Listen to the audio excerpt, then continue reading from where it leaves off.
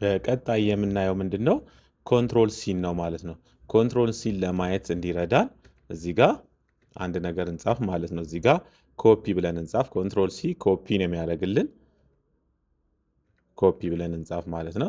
ከዛ ይሄንን ሴሌክት እናደርጋለን። ሴሌክት ለማድረግ እዚች ጋር ክሊክ ካደረጋችሁ በኋላ ሺፍትን ትይዛላችሁ። ከዛ እንደዚህ ያደረጋችሁ ትሄዳላችሁ ማለት ነው። ምን ያደርጋል? ሴሌክት ያደርጋል ማለት ነው። ሴሌክት ያደረገውን ኮንትሮል ትይዙና ሲ ስታደርጉ ምን ያደርጋል? ኮፒ ያደርጋል ማለት ነው። ኮፒ አድርጎልናል ማለት ነው። ከዛ እዚህ ባዶ ቦታ ላይ ትመጡና ኮንትሮል ትይዙና ቪ ታደርጋላችሁ ማለት ነው። ኮንትሮል ይዛችሁ እችኛዋን እንዲህ እንደመረጠ ኮንትሮል ሲ ትላላችሁ። ከዛ ባዶ ቦታ ክሊክ በማድረግ ኮንትሮል ቪ ስታደርጉ ምን ያደርጋል?